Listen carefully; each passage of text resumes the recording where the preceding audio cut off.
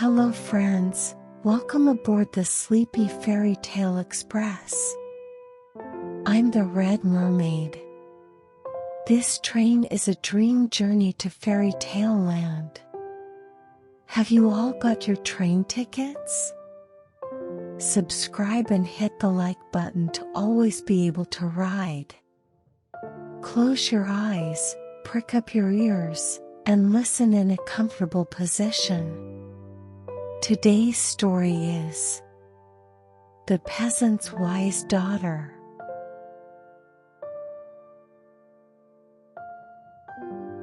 Long ago, on the outskirts of a small village, following a thin, brown dirt road leading to the edge of the slums, there stood an old wooden house. Though small and worn, this house exuded a strong sense of warmth and affection. It was home to a poor farmer who owned not even a small patch of land. His little house and his beloved daughter were all he had. The daughter, with her long blonde hair and clear, bright eyes, was a beautiful girl. The farmer would rise at dawn and work until deep into the night. His hands were rough and rugged, but his gaze towards his daughter was always gentle and warm. The daughter diligently helped her father in the fields near the village, plowing the land and sowing seeds. Every time her small hands buried a seed in the soil, she planted the hopes of the day, much like new life springing from the earth. When they returned home, the daughter would prepare dinner, and the farmer would sit on an old wooden chair, resting while listening to his daughter's stories. Their dinners were simple, but filled with their stories and laughter. The farmer often promised a better life, but the daughter would smile and say that being with her father at that moment was enough for her happiness. Despite owning very little, they were the most precious to each other, living each day with gratitude. Their little house, though old, was filled with love and hope, warmer and happier than any wealthy home.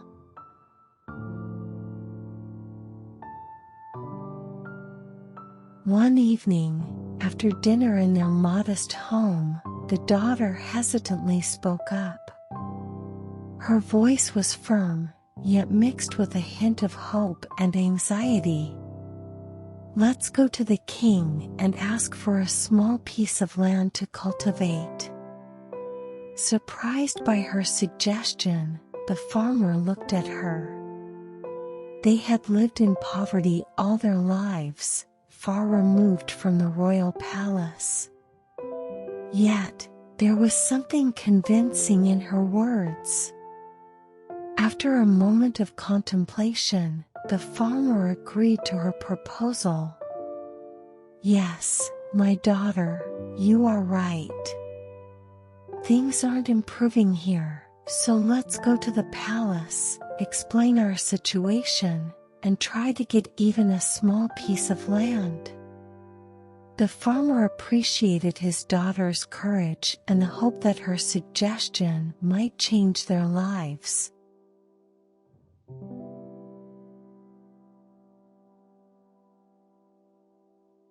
When the farmer and his daughter arrived at the royal palace, the king listened to their story. Hearing how poor they were and how hard they struggled to improve their lives, the king felt a warm sympathy for them.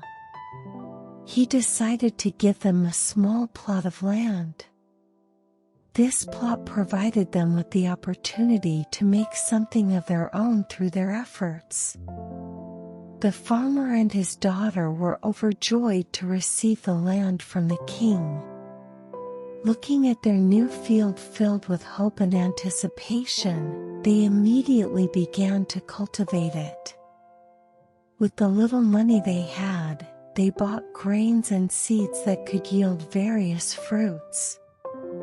On the day they sowed the first seeds, the farmer and his daughter held hands and offered a small prayer.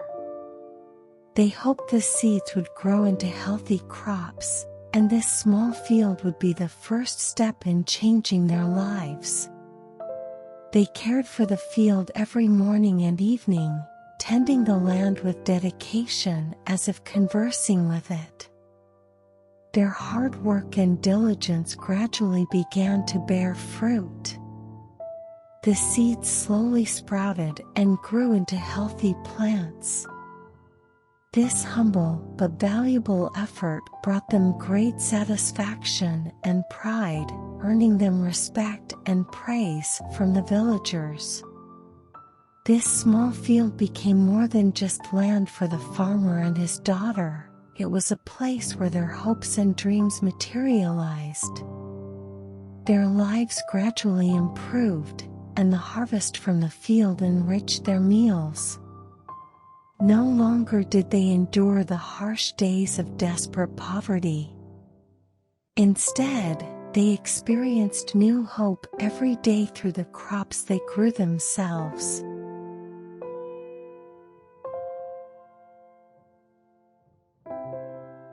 As the farmer and his daughter were nearing the end of their work in the field, an unexpected event occurred. While digging the ground with a shovel, the daughter suddenly hit a hard object. The sound was not that of a typical stone or root. Curious, she began to carefully excavate around it. To their astonishment, what she discovered was a small golden mortar. This artifact, laden with ornate decorations, shimmered in the sunlight, appearing like a treasure buried long ago. The farmer and daughter were amazed at this valuable find. The father, looking at the golden mortar, gently said to his daughter, "The king has been gracious to grant us this land. We should offer this mortar to him."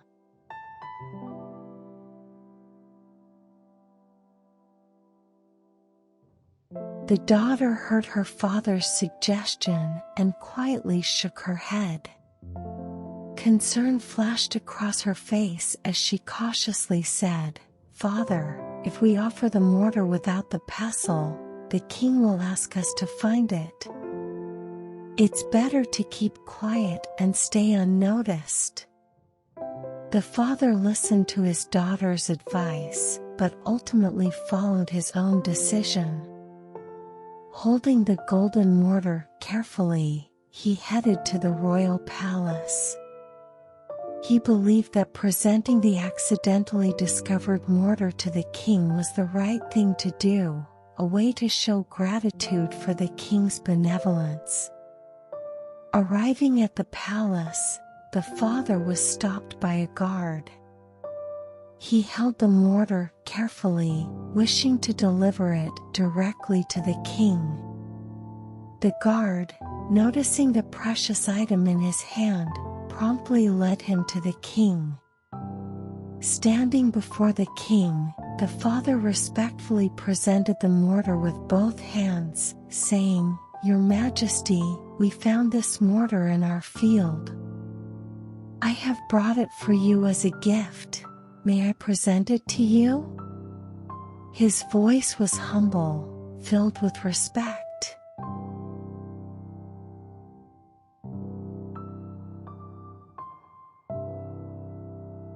The king accepted the golden mortar from the farmer with admiration, but soon became curious if there was more. He asked the farmer, "Is there anything else you found with this mortar?" The farmer honestly replied, "We found nothing else, Your Majesty, just this mortar."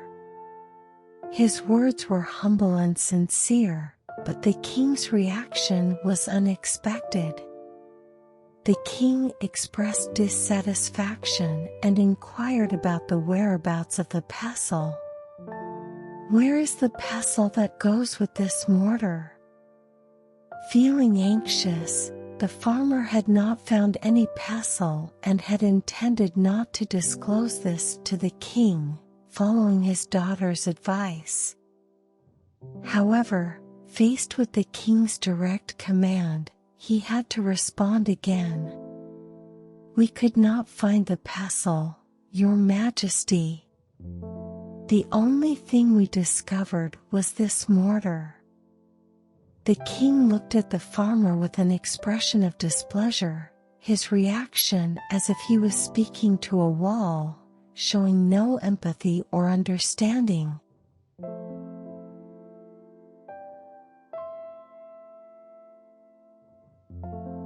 Following the king's orders for failing to produce the pestle, the farmer was imprisoned. The king decreed that he would remain in jail until the pestle was found, plunging the farmer into deep despair.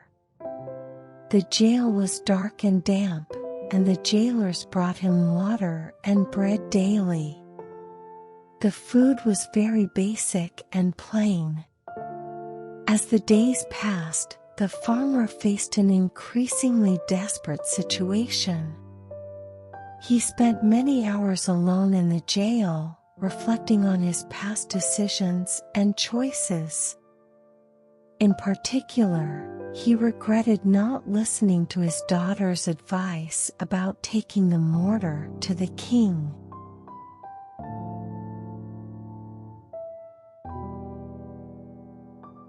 Amid the cold walls of the jail, the farmer's anguished cries echoed. His voice broke the silence of the jail, filled with despair and regret. "Ah, if only I had listened to my daughter. If only I had listened to my daughter." These words echoed down the narrow, dark corridors of the jail, and the farmer's voice was particularly poignant as he knelt, chained, and sat in the damp, brick surroundings. The moist jail walls offered no comfort, and the lightless bars only made his plight more grim. A jailer passing by paused briefly beside the farmer after hearing his cries. Witnessing the farmer's desperate state, he sighed heavily. He set down the water and bread and left without a word. Now fully realizing his mistake, the farmer deeply regretted his actions. Alongside his concerns for his daughter, he harbored a fervent hope to see her again someday. However, at that moment, he was surrounded by cold chains and walls, increasingly isolated from the outside world. "Ah, if only I had listened to my daughter. If only I had listened to my daughter." The farmer continued to cry out.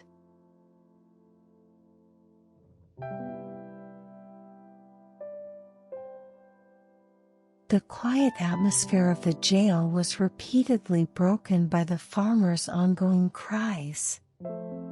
His voice echoed across the dark hallways, intermittently filled with the phrase, "Ah, if only I had listened to my daughter."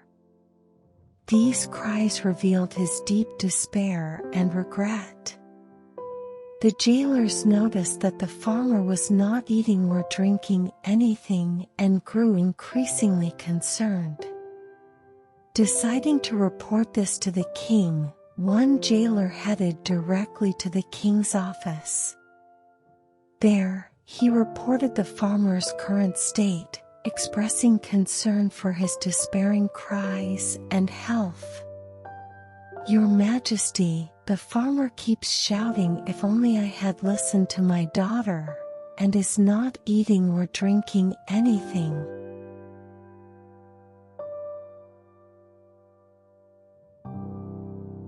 Upon hearing the continuous cries of the farmer, the king decided to meet him personally. He ordered the farmer to be brought before him, and soon the farmer stood in front of the king. The king examined him and asked directly, "Now, what exactly did your daughter say to make you cause such a disturbance?"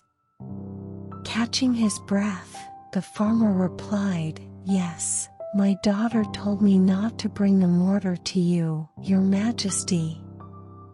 She said you would then demand the pestle." The king paused to consider the farmer's words, then nodded and said, "You have a wise daughter.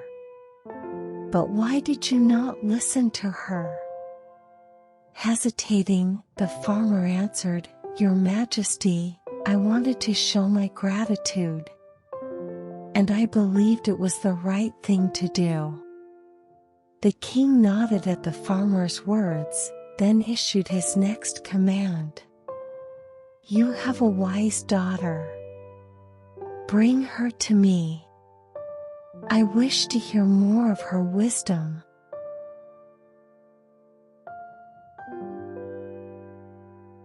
The daughter traveled to the royal palace. Having heard of her father's situation, the king became interested in her intelligence and decided to test her wisdom himself. The king seated himself before her and challenged, "If you are truly so wise, solve this riddle. If you do, I will take you as my wife." His words were challenging, but his eyes were filled with curiosity and anticipation. The daughter took a moment to compose herself and calmly replied, "Yes, your majesty, I will try." Her voice was steady, but inside, she was a whirlwind of nerves. This riddle was a critical moment that would determine her fate.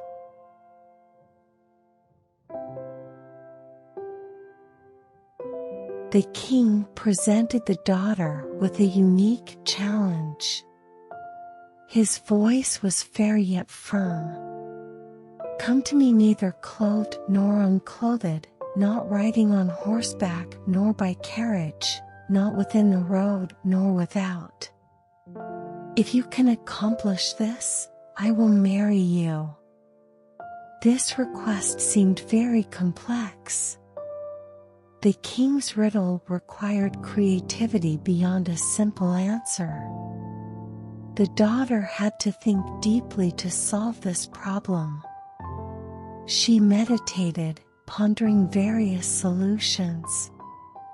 The daughter had to maintain a state of neither being fully dressed nor completely undressed. She also had to approach the king on foot, without using a horse or any other vehicle, and she had to walk neither on the road nor off it. Finding a way to meet these conditions involved creatively using her surroundings and resources.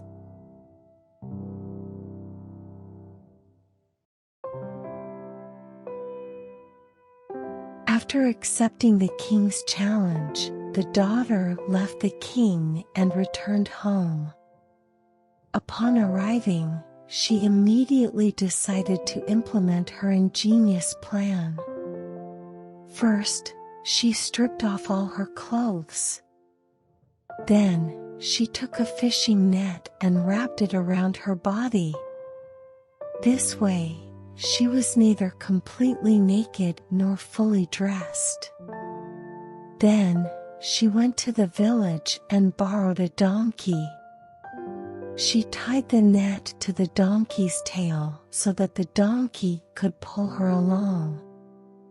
This method meant she was not directly riding the donkey nor using another vehicle.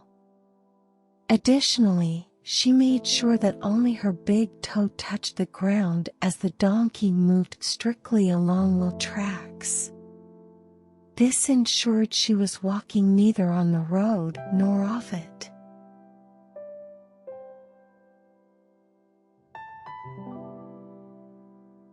Arriving at the king's presence, the king announced that she had solved the riddle and met all the requirements.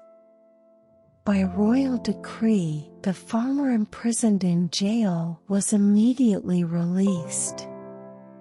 In reward for his daughter's wise solution to the king's riddle, the farmer regained his freedom, and his daughter was to marry the king. Through this marriage, she became an important member of the kingdom, and the king entrusted her with managing the kingdom's wealth.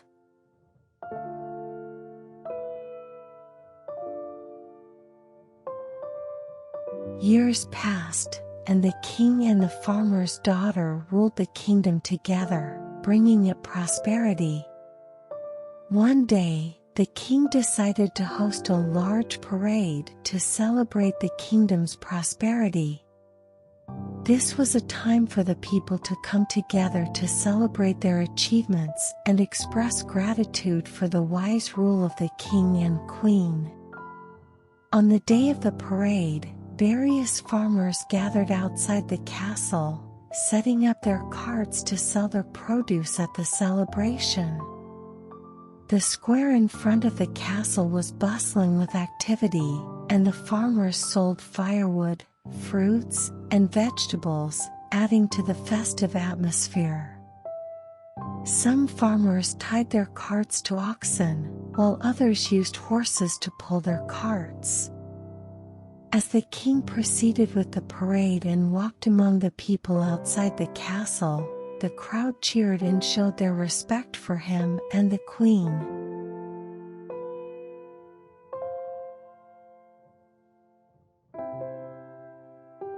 Among the farmers, one had 3 horses, one of which had recently given birth to a foal. However, the foal ran away and lay down between 2 oxen in front of another cart. The owner of the oxen claimed the foal as his own, arguing that since the foal was lying between his oxen, it belonged to him. He shouted, "The oxen have given birth to a foal, so it is mine." On the other hand, the owner of the horses strongly contested this claim, insisting, "No, the horse gave birth to the foal, so it belongs to me." The dispute between the 2 farmers grew more intense, and it became difficult for bystanders to intervene. Eventually, the matter was brought before the king for a decision. The king listened to both farmers' stories and then pondered for a moment.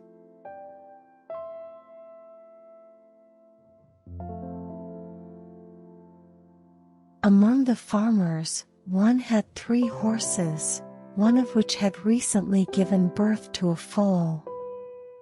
However, the foal ran away and lay down between 2 oxen in front of another cart. The owner of the oxen claimed the foal as his own, arguing that since the foal was lying between his oxen, it belonged to him. He shouted, "The oxen have given birth to a foal, so it is mine." On the other hand, the owner of the horses strongly contested this claim, insisting, "No, the horse gave birth to the foal, so it belongs to me." The dispute between the 2 farmers grew more intense, and it became difficult for bystanders to intervene. Eventually, the matter was brought before the king for a decision.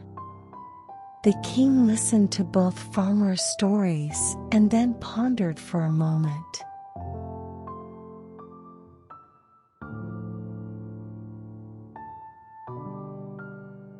Overwhelmed by grief, the farmer one day heard villagers talking about the queen's compassion. They said she had once lived the life of a poor farmer's daughter and deeply understood the hardships of commoners because of her past. Hearing this, the farmer thought she might be the only person who could understand his plight. He decided to appeal directly to the queen about his unfair situation. The farmer went to the queen to ask if she could help him get his foal back. "I will help you," the queen said, "if you promise not to betray me. Tomorrow morning, when the king is inspecting, stand in the middle of the road where the king must pass. Bring a large net and act as if you are fishing. Keep casting the net and shaking it as if it is full of fish." She also taught him what to say when the king asked him questions.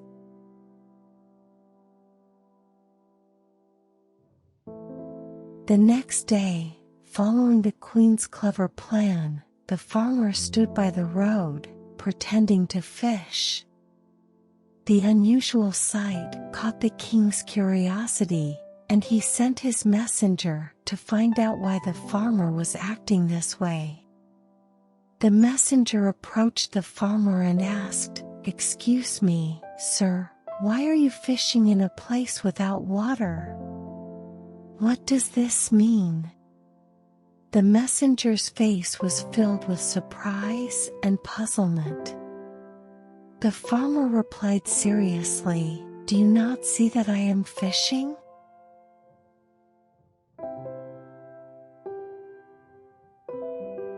The messenger reported the farmer's strange behavior and his words to the king. The king asked the farmer directly, "What does it mean to fish in a place without water?" The farmer repeated his answer to the king. "Your Majesty, if two bulls can give birth to a foal, why can't I fish in a place without water?" The messenger returned to the king and reported the farmer's reply. The king ordered that the farmer be brought to him and demanded a confession about who had devised this plan. However, the farmer stubbornly kept his mouth shut, insisting he had thought of it himself.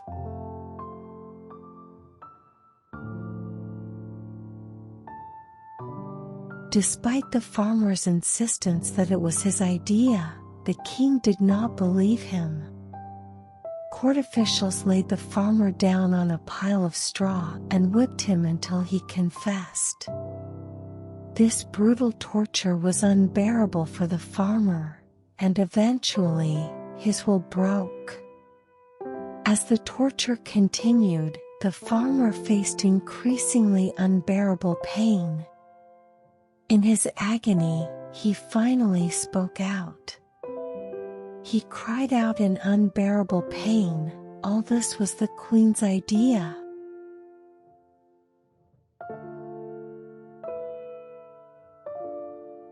The king returned to the palace filled with severe anger and disappointment after learning the full extent of the situation caused by the queen. He felt the need to reassess his relationship with the queen and confronted her directly about her actions. "How could you deceive me like this? You challenge my authority and undermine my decisions. Is this how you show your loyalty?" The king's voice was cold and firm. He looked at the queen with profound disappointment. "I will no longer consider you my wife. Your time in this palace is over. Go back to where you came from, to the humble farmhouse."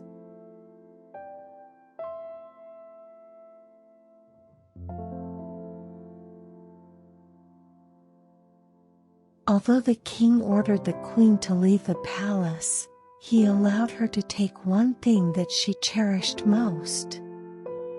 This was his final act of respect for their parting. The queen calmly responded to his offer. "Very well, if it is your command, I must follow."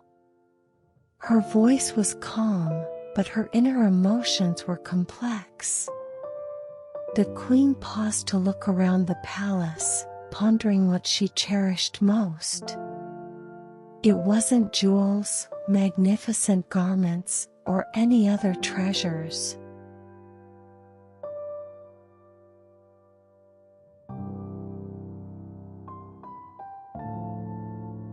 Emotions welled up in the queen as she made her decision.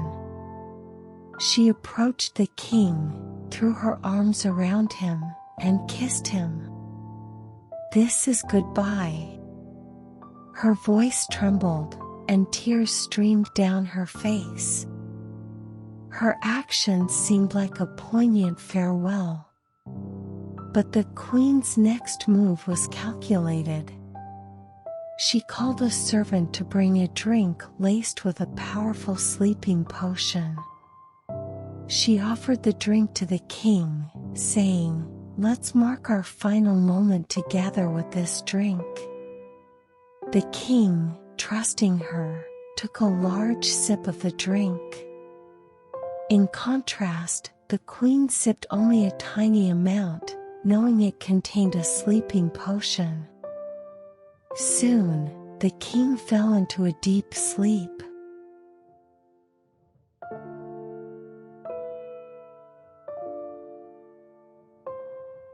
Once the queen confirmed the king was deeply asleep, she immediately summoned the servants and ordered them, "Bring the finest white linen cloth."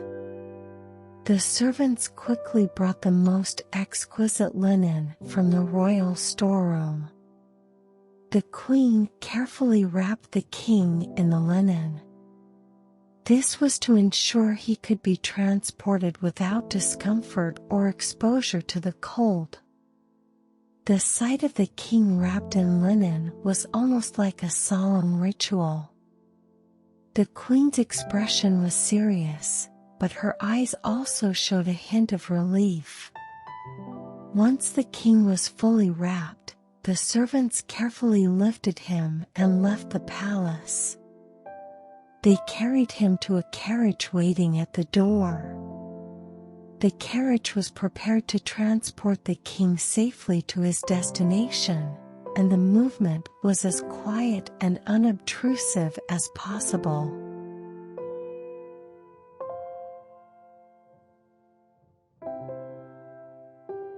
The queen quietly laid the king on a small bed in a humble farmhouse where she had spent her childhood. The setting was simple yet warm. The king, still under the influence of the sleeping potion, slowly regained consciousness, unaware if it was night or day. As he awoke, he looked around in confusion. "What is this place?" The king couldn't understand where he was or why he was there. He instinctively called for his servants, but no one answered. The absence of the luxurious palace and the constant presence of his servants added to his confusion. After a while, the door quietly opened, and the queen cautiously approached the bed.